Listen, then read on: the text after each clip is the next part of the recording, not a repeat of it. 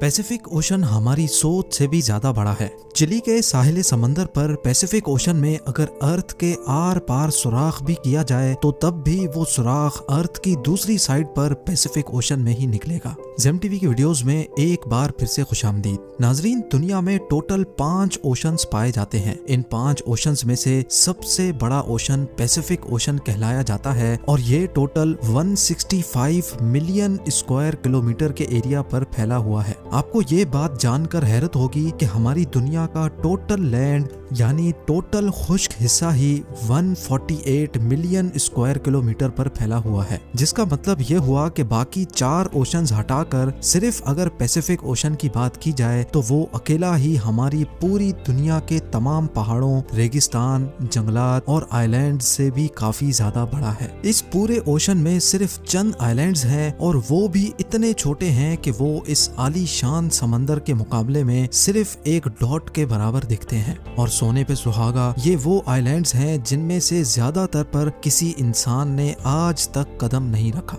यानी कुल मिलाकर बात की जाए तो अगर कोई शख्स इस पैसिफिक ओशन में गुम हो जाए तो उसको ढूंढने का चांस लगभग ना होने के बराबर है। लेकिन आज आप एक ऐसे इंसान की रियल स्टोरी जानेंगे जो अपनी छोटी सी बोट पर इस पैसिफिक ओशन में गुम गया था, और वो भी सिर्फ 10 या 15 दिनों तक नहीं बल्कि पूरे 438 डेज तक।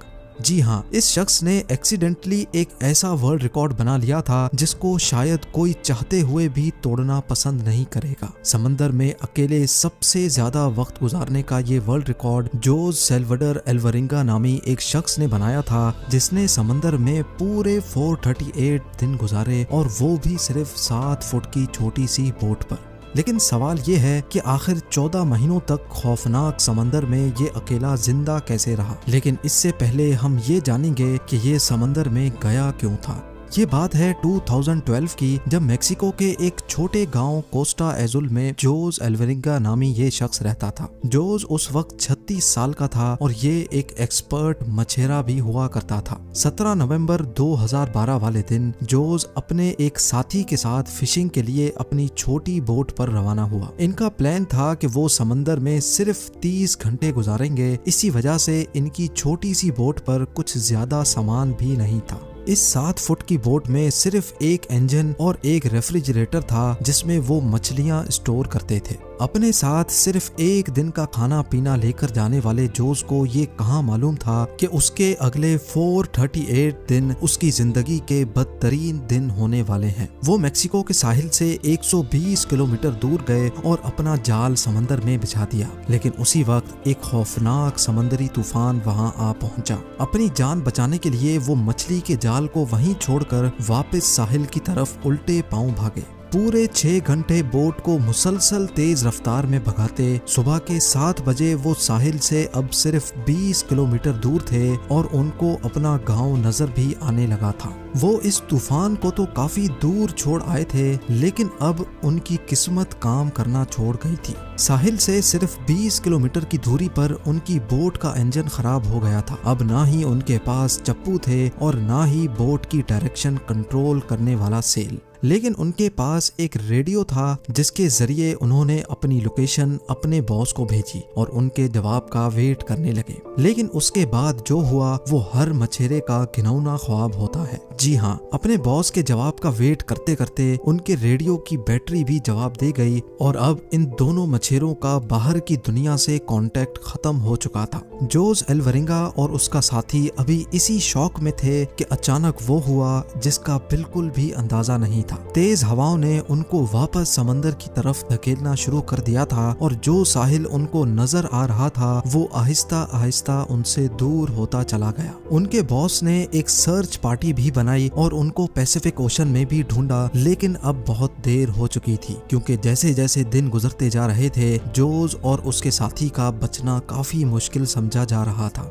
इस हादसे को अभी 5 दिन गुजर चुके थे और हवाओं ने जोस की बोट को साहिल से 450 किलोमीटर दूर धकेल दिया था। वो समंदर के ऐसे हिस्से में पहुंच चुके थे जहां हर डायरेक्शन में सिर्फ पानी ही पानी नजर आ रहा था। उनको मालूम था कि उनकी बोट इतनी छोटी है कि उसको दूर से भी स्पॉट नहीं किया जा सकता। ना ही उनके पास कोई फ्लेयर गन थी और ना ही वो आग लगाकर धुएं से सिग्नल दे सकते थे। यानी जोस अल्वरिंगा और उसके साथी को अच्छी तरह इल्म हो चुका था कि उनके बचने का चांस अब 1% से भी कम है। जो खाना पीना वो साथ लाए थे वो पहले ही खत्म हो चुका था, इसीलिए अब पेट भरने के लिए उन्होंने अपने हाथों से ही उन परिंदों को पकड़ना शुरू कर दिया जो उनकी बोट पर आकर बैठते थे, या फिर बोट के आसपास मौजूद मछलियों को पकड़कर कच्चा खाने लगे। समंदर का खारा पानी पीने से इंसान की मौत हो सकती है, इसी वजह से उन्होंने बारिश का पानी समंदर में तैरने वाली प्लास्टिक बॉटल्स में जमा करके पीना शुरू किया।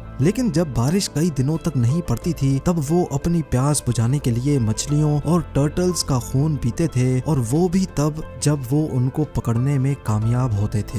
दिन गुजरते गए और फिर महीने। ये दोनों जिस मेंटल टॉर्चर से गुजर रहे थे वो इमेजिन करना भी हमारे लिए मुश्किल है। आखिरकार जोस अल्वरिंगा का साथी ये टॉर्चर बर्दाश्त ना कर सका और 4 महीनों के बाद उसने सुसाइड कर लिया। अब इस छोटी सी बोट पर बात करने के लिए भी जोस के पास कोई नहीं था और वो चारों तरफ घिरे इस समंदर में अकेला जिंदगी गुजारने लगा। मैप में देखा जाए तो एक अंदाजे के मुताबिक अब जोस पैसिफिक ओशन के इस हिस्से में मौजूद था और ये दुनिया का खामोश तरीन हिस्सा माना जाता है। हत्ता के यहाँ से कार्गो शिप्स भी कभी कभार गुजरती हैं। मेक्सिको के साहिल को छोड़े 6 महीनों से भी ज्यादा हो चुके थे और इस दौरान जोस ने अपने साथी को भी खो दिया था। इसी वजह से वो काफी ज्यादा फ्रस्ट्रेटेड भी हो चुका था। एक दिन जोस को दूर समंदर में एक कार्गो शिप गुजरती दिखाई दी। पिछले 6 महीनों में वो पहली शिप देख रहा था और ये मंजर देखते ही उसकी जिंदा रहने की उम्मीद वापस से जागने लगी। जोस ने कार्गो शिप की तरफ हर तरह के इशारे किए, लेकिन बदकिस्मती से शिप के क्रू को ये छोटी सी बोट नजर नहीं आई और देखते ही देखते उसकी जिंदा रहने की उम्मीदों पर एक बार फिर से पानी फिर गया। इमेजिन करें कि समंदर के बीचों बीच एक दिन मौत से लड़ने के बाद जब आखिरकार जान बचाने का आसरा मिले और वो भी इग्नोर करके चला जाए तो कैसा लगेगा। 11 महीनों के बाद जोस अपनी इस छोटी सी बोट पर 8000 किलोमीटर ट्रेवल कर चुका था। उसके कपड़े भी फट चुके थे और उसके पास खुद को सनलाइट से बचाने के लिए सिर्फ एक अंडर वेस्ट बची थी।